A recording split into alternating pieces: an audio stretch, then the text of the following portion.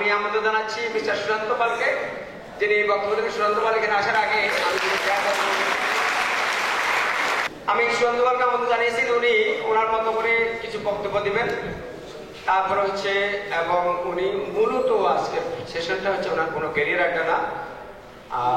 আমি জানি তোমাদের কাছে ওনার কাছে তোমাদের অনেক জিজ্ঞাসা আছে এবং তোমরা অনেকেই আমার কাছে চাও, এবং ওনার যেহেতু আগের সেই ফেসবুক আইডিটা নাই, সেজন্য উনি লেখালেখি করতে পারছেন না। ওখানে ওনার 2,66,000 লাস্ট মেবি লাস্ট ছিল, 2,66,000 ফলোয়ার্স ছিলেন। এটা কি বলে একটা প্রবলেম কারণে উনি অফ করে দিয়েছেন। তো এই জন্য তোমরা হয়তো ওনার সাপোর্ট পাচ্ছ না। তোমরা ইচ্ছা মতো ওনার প্রশ্ন করতে পারবা। আমি এই 2টা মাইক্রোফোন 2 লাইনে দিয়ে দিব। তারপরে তোমরা উপর যারা আসো তারা যদি মাইক্রোফোনে কোনো প্রশ্ন করছে তাহলে প্রশ্ন নিচে করতে করতে হবে। এখানে মাইক্রোফোনের শর্ট আছে। আর মিস্টার সুশান্ত পাল এই মাইক্রোফোনে দিয়ে বক্তব্য দিবে। এখানে কে আছে? এই সেটিংয়ের কে আছে? সেটিংয়ে এই মাইক্রোফোনে অন করে দেবে। তারপরে তো এখন থেকে নেক্সট সেশনটা উনি চালাবেন যতক্ষণ আমরা 7টা পর্যন্ত কথা বলবো। সমস্যা আপনার তো নাকি? ওকে, থ্যাংক ইউ। আসসালামু আলাইকুম, কেমন আছেন সবাই? আচ্ছা, এই লাইটটা আসলে লাইটটা অফ করা যায়? মানে অফ করে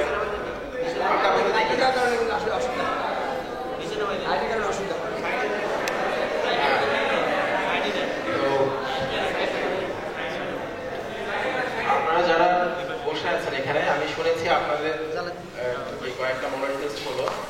কয়টা যেন 10-12টা, তো 14টা। হ্যাঁ, তো সেই পরীক্ষাগুলোতে আপনাদের 60% মার্কস আছে।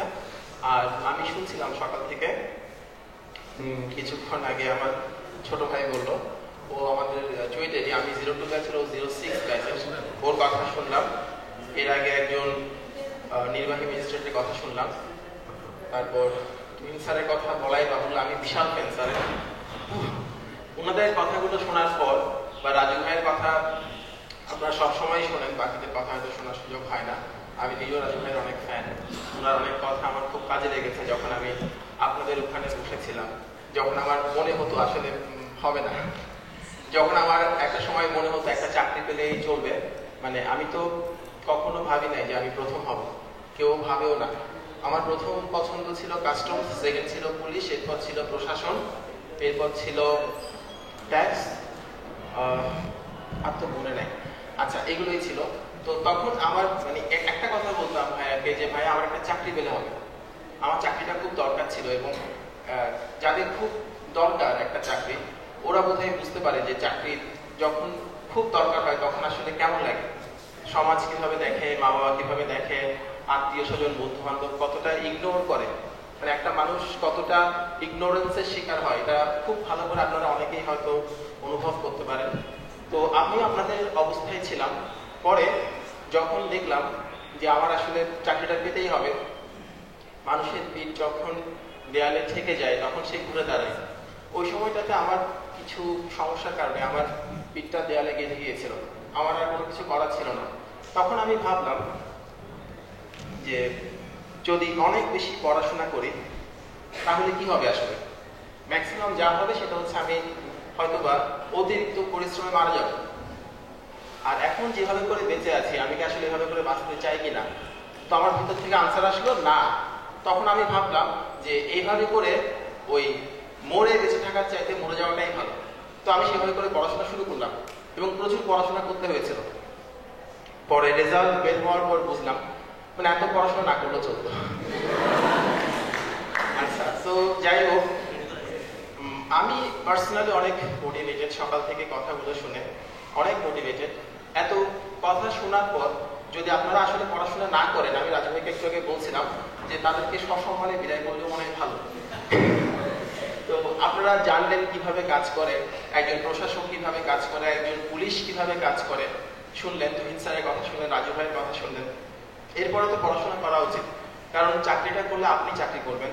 হয়তো কোনো একটা সময়ে যদি দেখা হয় রাস্তাঘাটে, তখন হয়তো একটা সালাম দিলেন আমাকে, বা আমার ছোট ভাই বসে আছে বলে হ্যাঁ ভাই আপনার একটা কথা শুনেছিলাম।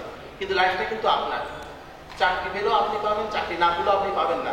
পুরো ব্যাপারটা আপনি এনজয় করবেন, আপনার ফ্যামিলি এনজয় করবে। আর কোনো কিছু না। আর সোসাইটির প্রতি কমিটমেন্ট এগুলো চলে আসবে আস্তে আস্তে। কিন্তু প্রথম কথা হচ্ছে আপনাকে ভালো রাখার জন্য এবং আপনার ফ্যামিলিকে ভালো রাখার জন্য আপনি চাকরি করবেন, আস্তে আস্তে বাকি বিষয়গুলো চলে আসে। আরেকটা কথা আপনাদের বলি, যারা আপনারা এখানে বসে আছেন তারা 60% মার্কস পেয়েছেন এবং তারা কিছুটা প্রিভিলেজড ফিল করছেন, কারণ আপনাদের অনেক ফ্রেন্ড এখানে আসবার সুযোগ পায়নি, আপনি পেয়েছেন।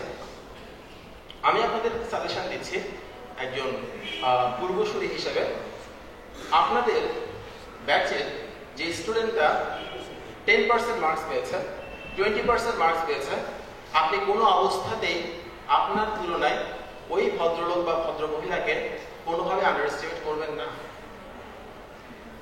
আমি আবারও বলছি, আপনাদের ব্যাচে যে স্টুডেন্টটা 20% মার্কস পেয়েছে এখনো পর্যন্ত আপনি কোনোভাবেই উনাকে আন্ডারএস্টিমেট করবেন না। You can never know who is going to get the job. The game is not still over. এখনো কিন্তু চলছে গেমসটা, মানে the game is not yet over. এখনো গেম শেষ হয়নি এবং একটা গেম শেষ হওয়ার আগ পর্যন্ত রেজাল্ট নিয়ে কোনো ধরনের মন্তব্য করা সম্ভব না, এটা মাথায় রাখবেন। ওভার কনফিডেন্স কিন্তু অনেক সময় ক্ষতি করে, এটা খুব মাথায় রাখবেন। খুব বিনয়ের সাথে পড়াশোনা করেন, প্রচুর পড়াশোনা করেন। প্রচুর পড়াশোনা করার আসলে তেমন কোনো বিকল্প নাই। আর অনেকেই বলেন যে ভাইয়া আসলে এতটুকু নেওয়া সম্ভব না, শরীরে কুলায় না। আমার ডিকশনারিতে শরীরে কুলায় না বলে কোনো শব্দ নেই। আপনি বলতে পারেন যে মনে কুলায় না, যখন আপনার মনে কুলাবে না তখন আপনার শরীরে কুলাবে না। মানে শরীরে কুলায় না বলে কোনো শব্দ নাই। যতক্ষণ আপনার মনে কুলাবে ততক্ষণ আপনার শরীরে কুলাতে বাধ্য। তো এই ব্যাপারটা তখনই আপনার মাথায় আসবে যখন চাকরিটা আপনার সত্যিই দরকার। যখন আপনার ইচ্ছা হবে যে মাসের শেষে হাত খরচটা স্টুডেন্টের বাবার কাছ থেকে কিংবা নিজের বাবার কাছ থেকে না নিয়ে আমি আমার বাবাকে কিছু টাকা দিই, এই ইচ্ছাটা যতদিন পর্যন্ত স্ট্রং না হবে মাথার মধ্যে ততদিন পর্যন্ত চাকরি পাওয়ার ইচ্ছাটা জাগবে না, পড়াশোনা করার ইচ্ছাটা তৈরি হবে না। আর আমি ক্যারিয়ার আড্ডাগুলো নিয়ে থেকে অনেকক্ষণ সময় ধরে 6 ঘন্টা 7 ঘন্টা কথা বলি। তো আজকে আমি চাচ্ছি আপনাদের কথা শুনতে। আমি আপনাদের কথাগুলো শুনবো, আপনাদের যে প্রশ্নগুলো আছে, আপনাদের যে মতামতগুলো আছে সিভিল সার্ভিস সম্পর্কে কিংবা সিভিল সার্ভিস পাওয়ার জন্য যে পড়াশোনা, এই পড়াশোনা সম্পর্কে আমি সেটা শুনবো। এর কারণ হচ্ছে ক্যারিয়ার আড্ডাগুলোতে আমি সাধারণত ইন্টারেক্টিভ সেশনটা বেশিক্ষণ নেওয়া সম্ভব হয় না, ম্যাক্সিমাম হাফ এন আওয়ার। তো আজকে সময় আছে একটু 1-1.5 ঘন্টা, আমি একটু আপনাদের কথাগুলো শুনি। আপনাদের কথা আমার কথা, এই দুই পক্ষের কথার মধ্যখান থেকে অনেক কথা বেরিয়ে আসবে। রাজীব ভাই কি আছে না?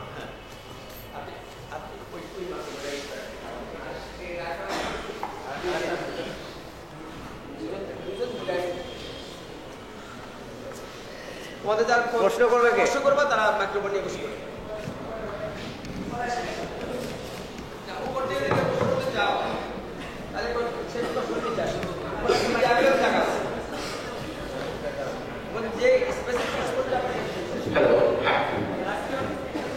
লাইট প্রশ্ন করতেছে।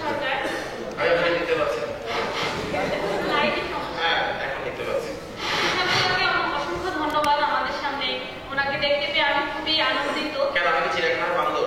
না ভাইয়া, আপনার কথা অনেক শুনেছি, আপনার গল্প শুনেছি ফেসবুকে, আমি আপনার ও না তাহলে ঠিক আছে। আমি ভাবলাম লোকজন যেভাবে টিকিট কেটে চিড়িয়াখানায় দেখতে যায় ওরকম কোনো কিছু কিনা। যাই হোক বলেন প্রশ্নটা বলেন। আমার হচ্ছে আমি ইংলিশ নিয়ে খুব বেশি চিন্তিত। সেটা হচ্ছে ইংলিশে আমি এখানকার পরীক্ষায় মোটামুটি ভালো মার্কস পাই, কিন্তু আমার কনফিডেন্সটা খুব লো ইংলিশে মনে হয়। আমি লয়ের স্টুডেন্ট, তারপরও ঢাকা ইউনিভার্সিটির লয়ের স্টুডেন্ট, তারপরও আমার মানে ইংলিশে মনে হচ্ছে যে এখানকার যে গ্রামার আর লিটারেচার যে এগুলো আমার মনে হয় যে আমি খুব কম পারি, আর 2-3 দিন না করলে মনে হয় সব ভুলে যাই। আর ম্যাথের ক্ষেত্রেও আমি মোটামুটি পারি, আর বিন্যাস সমাবেশ সম্ভাব্যতা আর লগ সূচক আমার খুবই কঠিন লাগে, বারবার করেও পারি। এখন আমি এটা কিভাবে রিকভার করব? এখন প্রথম বিষয় হচ্ছে আপনি ঢাকা বিশ্ববিদ্যালয়ে আইন বিভাগের একজন ছাত্রী। এটা বলার কারণটা হচ্ছে এই, যাতে আপনারা কোনোভাবে এটা না পাবেন আপনি সেই জায়গায় যেতে পারেননি, আপনার এক বন্ধু যেতে পেরেছে, তার প্রিপারেশন আপনার চাইতে ভালো হওয়ার কথা। প্রিপারেশন ভালো হওয়ার কথা বলে দুনিয়াতে কোনো কিছু নাই। প্রিপারেশন ভালো অথবা খারাপ এরকম কিছু একটা আছে, ভালো হওয়ার কথা বলে কোনো কিছু নাই। তেমনি চাকরি পাওয়ার কথা বলে কোনো কিছু নাই, চাকরি পেয়েছি অথবা পাইনি মাঝামাঝি কোনো কিছু নাই। আচ্ছা, আপনার জন্য আমার পরামর্শ হচ্ছে এই, ইংরেজিতে আপনার জন্য না সবার জন্যই ইংরেজিতে যখন আপনি প্র্যাকটিস করবেন, কোনো কিছু লিখবেন, তখন আপনি দুটো বিষয় মাথায় রাখবেন। নাম্বার 1, কোনো ধরনের গ্রামাটিক্যাল মিস্টেক করা যাবে না, অর্থাৎ শুদ্ধ ইংরেজি লিখতে হবে। নাম্বার 2, কোনো ধরনের বানান ভুল করা যাবে না, স্পেলিং মিস্টেক করা যাবে না। এই দুটো বিষয় মাথায় রেখে আপনার মাথায় যাহাই আসে তাহাই লিখে দেন, কোনো অসুবিধা নাই। ইংরেজিতে যেটা হয় বেশিরভাগ ক্ষেত্রে স্টুডেন্টরা খাতায় লিখতেই পারে না, মানে যেটাকে বলে পেজ ভর্তি করা, এই কাজটাই হয় না। তো আপনার বানান ভুল করবেন না, আর হচ্ছে কোনো ধরনের গ্রামাটিক্যাল ভুল করবেন না। এই দুটো দিয়ে আপনার মাথায় রেখে যা ইচ্ছে লিখে দেন। আর মাঝে মধ্যে ইংরেজিতে লেখার চেষ্টা করেন, যেটাকে আমরা বলি ফ্রি হ্যান্ড রাইটিং। যে কোনো বিষয় নিয়ে লিখেন, আজকে আপনার সারাদিন কেমন কাটলো এটা নিয়ে আপনি রাত্রে বসে লিখতে পারেন, কোনো অসুবিধা নাই। কথাটা বুঝতে পারছি আপনাদেরকে? আমি জানি আপনারা ট্রান্সলেশন করেন বিভিন্ন, আমি আমার বিভিন্ন লেখাতে বলেছি পেপারের সম্পাদকীয়কে অনুবাদ করার জন্য বলেছি, ইংলিশ থেকে বাংলা, বাংলা থেকে ইংলিশ, বলেছিলাম না? আপনারা যারা বসে আছেন তাদের মধ্যে আমার লেখা পড়েছেন কারা কারা, একটু হাত তুলে দেখাবেন। ওকে, থ্যাংক ইউ। আমার ক্যারিয়ার আড্ডাগুলো শুনেছেন ইউটিউবে, এমন কারা কারা আছেন? অনেকেই আছেন, থ্যাংক ইউ। তো যেটা বলছিলাম, আমি অসংখ্যবার বলি এই কথাটা, যে অনুবাদ করতে কঠিন মনে হবে। আসলে অনুবাদ করতে কঠিন মনে হবে এই কথাটাও ঠিক না, অনুবাদ আসলেই কঠিন, এই কথাটাই ঠিক। তো অনুবাদ জিনিসটা আসলেই কঠিন, অনুবাদ জিনিসটা করতে আসলেই মাথায় খুব পেইন করে। এবং অনুবাদ যদি কোনো মনুষ্য সদৃশ্য বস্তু বা ব্যক্তি কিছু হইতো, আমি হয়তো বা গাড়ির শ্বাসটা চড়াই যেতাম অনুবাদ করার সময়, এত বেশি মেজাজ খারাপ হয়। কিন্তু কিচ্ছু করার নাই, অনুবাদ হচ্ছে বিসিএস এর সবচেয়ে ইম্পর্টেন্ট জিনিস। অনুবাদ থেকে মার্কস আসে টোটাল কত বলেন তো? 65, 65 নাম্বার, আর কোনো সেগমেন্ট থেকে আসে না। আর অনুবাদ আপনি যদি ভালো করে করেন তাহলে অনুবাদে আপনি প্রচুর মার্কস ক্যারি করতে পারেন, যেটা অঙ্ক ছাড়া অন্য অনেক কিছুতেই সম্ভব না। গ্রামারে সম্ভব, অঙ্কে সম্ভব, অনুবাদে সম্ভব। সো অনুবাদটা খুব ভালো করে প্র্যাকটিস করেন। অনুবাদ প্র্যাকটিস করলে আপনার লেখার সময় যে জড়তাগুলো কাজ করে সেটা চলে যাবে, নাম্বার 1। নাম্বার 2, আমরা 9-10 HSC তে যেভাবে করে লিখতাম, বিসিএস পরীক্ষায় লেখার স্টাইলটা একটু ভিন্ন। কোন অর্থে ভিন্ন? আমাদেরকে এখানে একটু ফর্মাল ওয়েতে লিখতে হয়। যেভাবে করে পত্রিকার যারা সম্পাদক সাহেব তারা যেভাবে করে লেখেন, অনেকটা ওই স্টাইলে লিখতে হয়, একটু ফর্মাল ওয়ে ফলো করে লিখতে হয়, যেটা আপনি সম্পাদকীয় অনুবাদ করার সময় যখন সম্পাদকীয় করবেন অনেকটুকুই আপনার জানা হয়ে যাবে। সেই কারণে আপনি সম্পাদকীয়টাকে রেগুলারলি অনুবাদ করবেন, এটা অবশ্যই রাখবেন রুটিনে, যত কষ্টই হোক না কেন। আর আপনাদের একটা বিশাল অ্যাডভান্টেজ, আমি একটু কথা বলছিলাম রাজু ভাইয়ের সাথে, সেটা হচ্ছে আপনাদের প্রিলিমিনারি পরীক্ষার বাকি আছে আরো 5 থেকে 6 মাস। তো 5 থেকে 6 মাস পৃথিবী চেঞ্জ করে দেওয়া যায়। মানে পৃথিবী মানে হচ্ছে পুরো পৃথিবী না, আপনার পৃথিবী। আগে আপনি আপনার পৃথিবী চেঞ্জ করেন, বাকি পৃথিবী এমনি চেঞ্জ হবে, অসুবিধা নাই। এই 5 থেকে 6 মাসে নিজের পৃথিবীটাকে বদলে দেওয়া যায় পুরোপুরি। বিশাল সময়, এই বিশাল সময়ে আপনি বিশাল পড়াশোনা, বিশাল ফাঁকিবাজি দুটাই করতে পারবেন, কোনো অসুবিধা নাই। কোনটা করবেন ইটস আপ টু ইউ। এবং শুধু নট আপ টু ইউ, আপনার যে চাকরি পাওয়ার যে তাগিদটা, ওই তাগিদটা বেশি হলে আপনি ফাঁকিবাজি করবেন না, এটাই স্বাভাবিক। কারণ আপনাদেরকে বলে বোঝানোর মতো সময়টা আপনারা পার করে এসেছেন অলরেডি।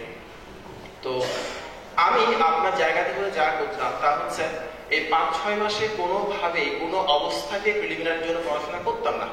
আমি অবশ্যই লিখিত এবং প্রিলিমিনারির জন্য মিলিয়ে করতাম। লিখিত পরীক্ষার 65% মতো সিলেবাস প্রিলিমিনারির সাথে মিলে যায় হুবহু।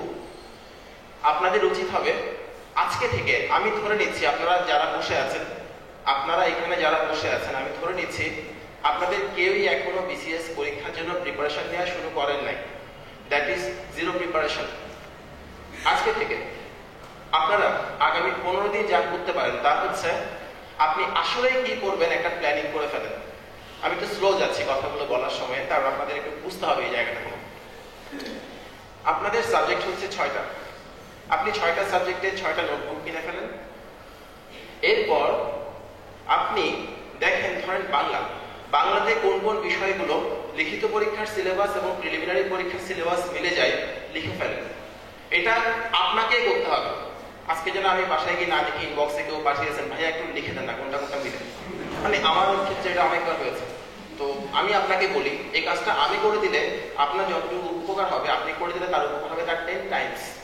কারণ আপনি নিজেই দেখছেন কোনটা করতে হবে কোনটা করতে হবে না।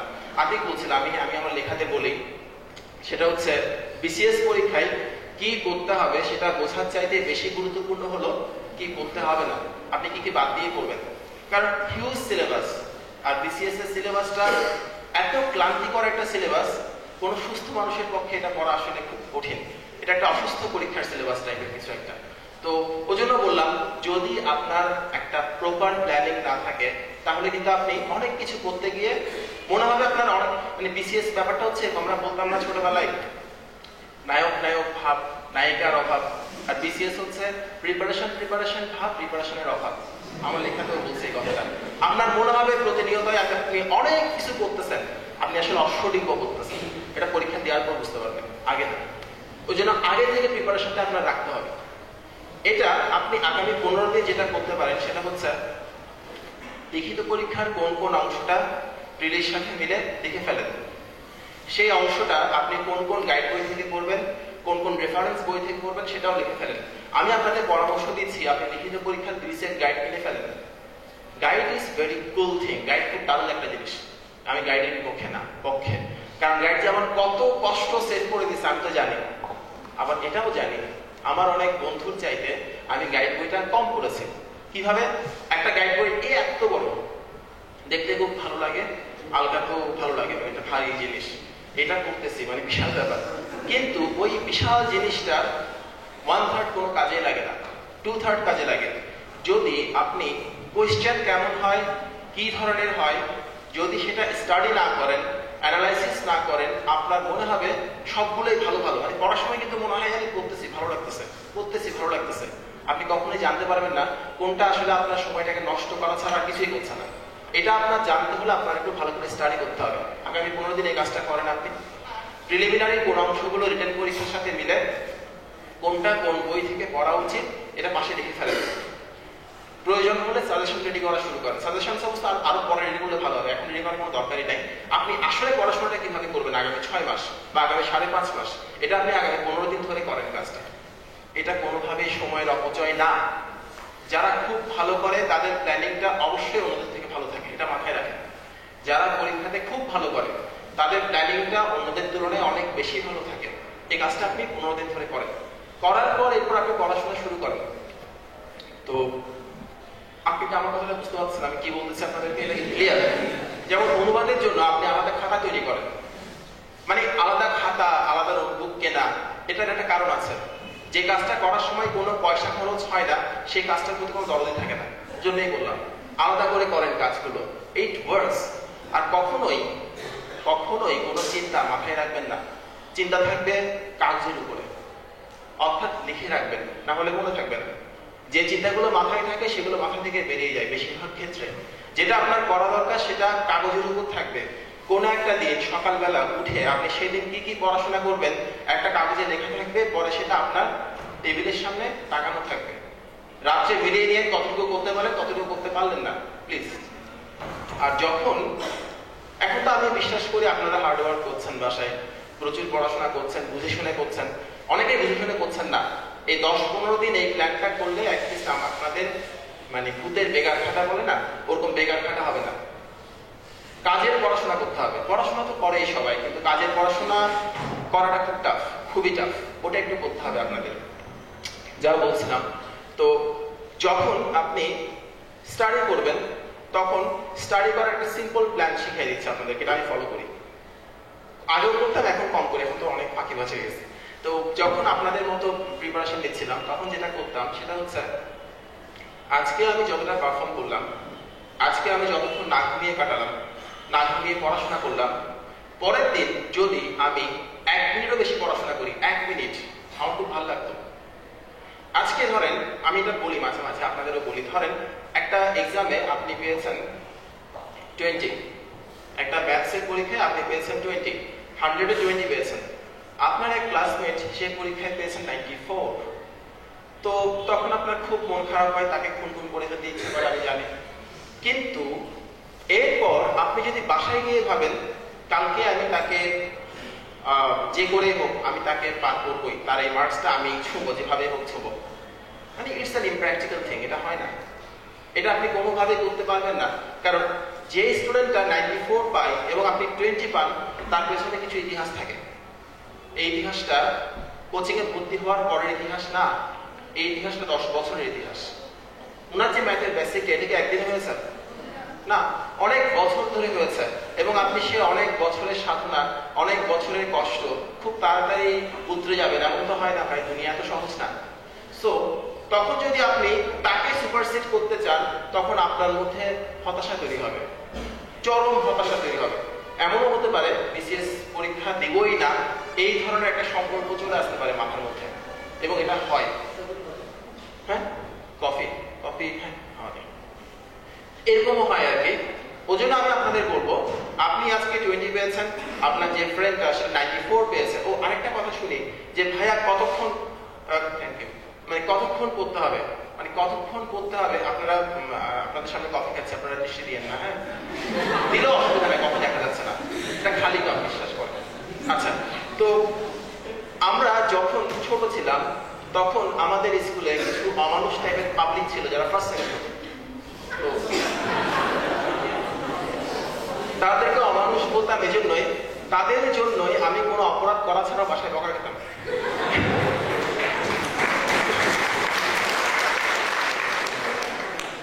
দেখেন আমি পড়তেছেন, এটা আমার পার্সোনাল ব্যাপার, আমার মা বাবা এটা নিয়ে, মানে ও কেন করে, আরে ও কেন করে এটা ওর সমস্যা, আমি জানি না, কিন্তু এটা নিয়ে অনেক বকা শুনতে হতো।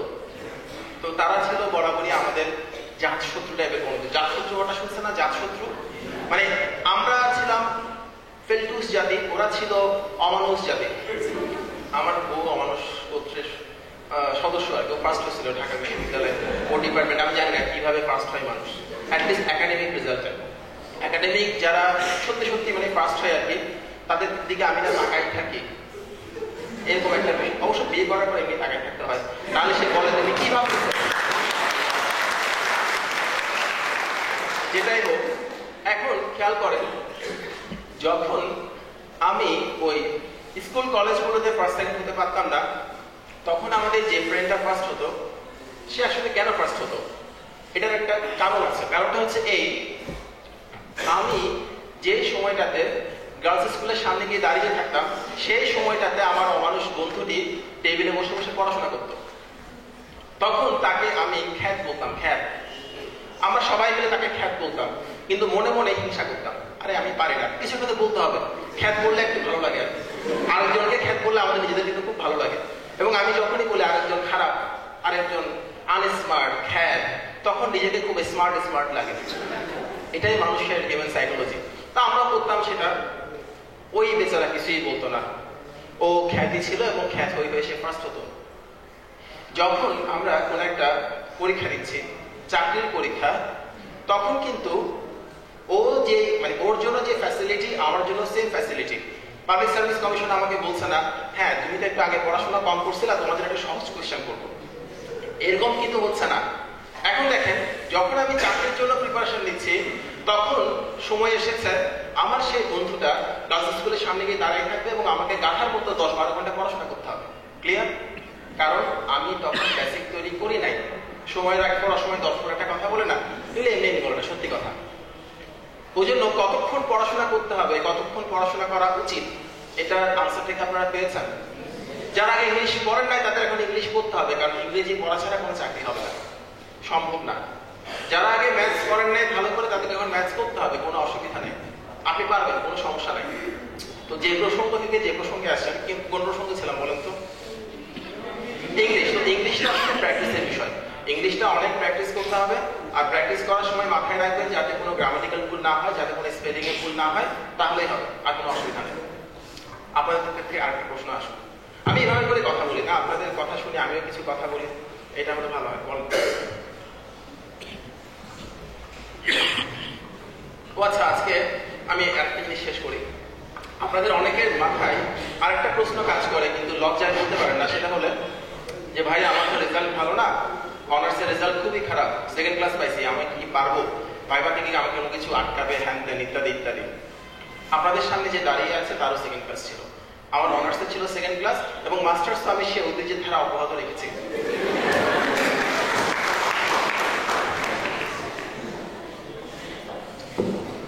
এবং আমার সিজিপিএ ছিল 2.74 অনার্সে, মাস্টার্সে 2.73।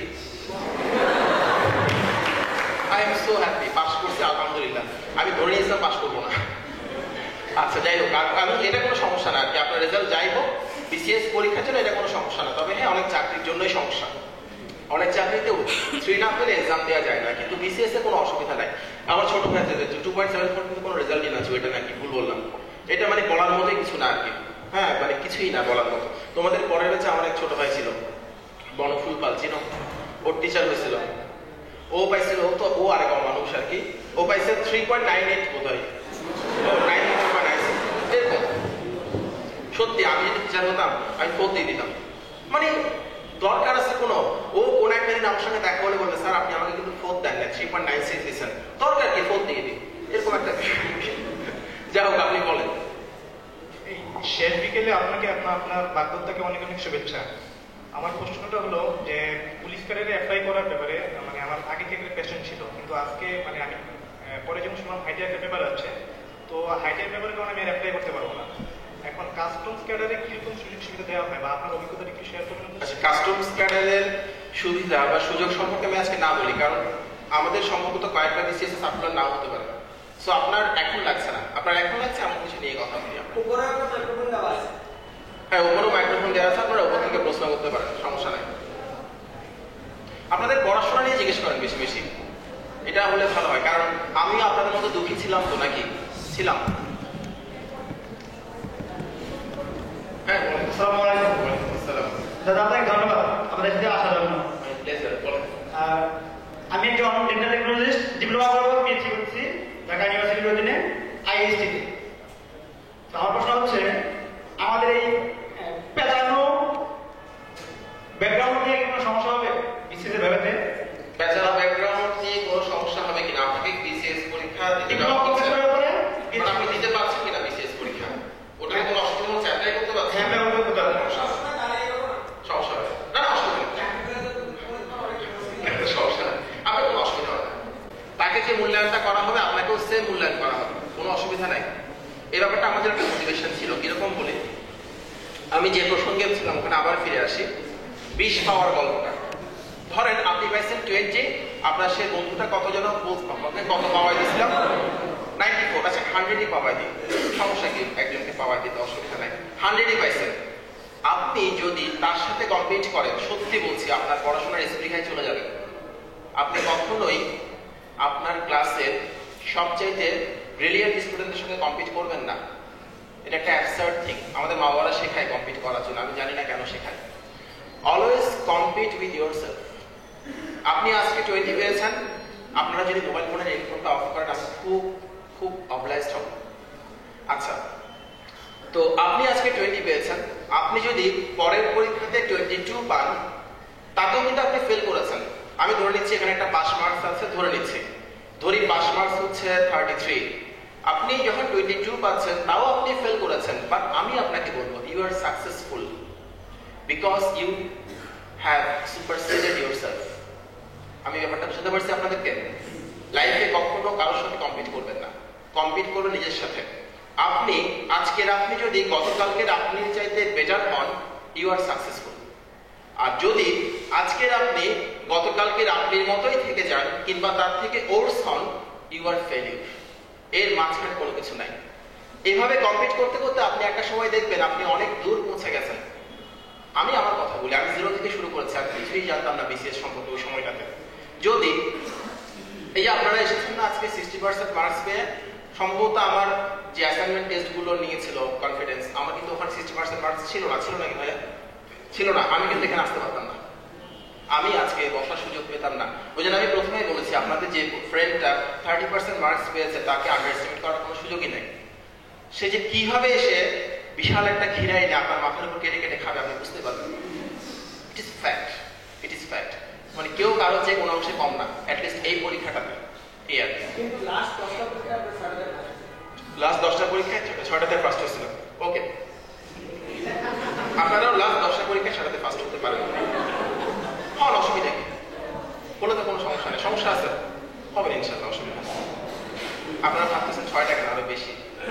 আচ্ছা, আর কোনো কিছু বলেন? আপনাদের কিন্তু প্রশ্ন লিখে আনতে, আপনি বলছেন না লিখে আনতে? পড়াশোনা করা শুরু করি, মানে কয়েকদিন যায় খুব ভালো পড়াশোনা করছি, কিন্তু হঠাৎ করে আবার কেন মনে হয় যে এত এত কম্পিটিটর, এত মানে ভালো স্টুডেন্ট, হয়তো বা আমি এদের মধ্যে হয়তো বা টিকতে পারবো না, তখন আবার মানে কেন জানি পড়াশোনা আবার কমে যায়। কিছুদিন আগেও রাজু স্যারের সেমিনার ছিল, তখনও করছি, অনেক সেমিনার করছি রাজু স্যারের। তো রাজু স্যার সবসময় বলছে যে বিসিএস যেহেতু গোল, বিসিএস এর গোলটা পূরণ না পর্যন্ত কোনো চাকরিতে অ্যাপ্লাই না করার জন্য। তো তখন ভাবি যে ঠিক আছে বিসিএস এর গোলটা রেখে সবসময় পড়াশোনা করবো। তো পড়ি, হঠাৎ করে আবারও ওই জিনিসটা হারিয়ে যায় যে না হয়তো বা বিসিএস নাও হতে পারে, তো আমি অন্য একটা চাকরির জন্য আবার অ্যাপ্লাই করি। আবার অ্যাপ্লাই করতে গেলে ওইখানেও সময় চলে যাচ্ছে। মানে এই যে হেজিটেশন, এই যে আত্মবিশ্বাসটা আসলে বিসিএস এর লাস্ট পর্যন্ত যে নিয়ে যাবো, সেই আত্মবিশ্বাসটা মানে সবসময় রাখতে পারতেছি না, যেটা মানে হারাই ফেলতেছি। আসলে আপনাকে বলি থ্যাংক ইউ। আমার সম্পর্কে একটা ভুল কথা বলেছে। আমি কখনোই বলি নাই বিসিএস এর গোল অ্যাচিভ হওয়া পর্যন্ত আবেদন করো না। না, আমি বলছি স্যার আসলে হয়তো আমি বলছি লিখিত পরীক্ষা দেওয়ার পর যেখানে ইচ্ছে সেখানে চাকরি করো, আর প্রিলিমিনারি পরীক্ষার পর আবেদন করো, যাতে করে তোমার ওই যেখানে আবেদন করবে সেখানকার পরীক্ষাটা লিখিত পরীক্ষার পরে হয়। তাহলে তুমি বিসিএস মুখী পড়াশোনা করতে পারবা, কারণ এই মুখী পড়াশোনা করলে অন্যান্য চাকরি পরীক্ষা এমনিতে হয়ে যায়। ক্লিয়ার? তো তুমি বলছো যে রাজু স্যার বলছে বিসিএস এর গোল পূরণ হওয়ার পর আর তারা আবেদন করতে পারে না স্যার, আমি ভালো করে বলতে পারিনি কথাটা। যাই হোক, কোনো অসুবিধা নাই, ভালো করে কথা বলতে হবে এমন কোনো কিছু না, আমরা কেউই ভালো করে একসময় কথা বলতে পারতাম না। তো যেটা বলছিলাম সেটা বলি।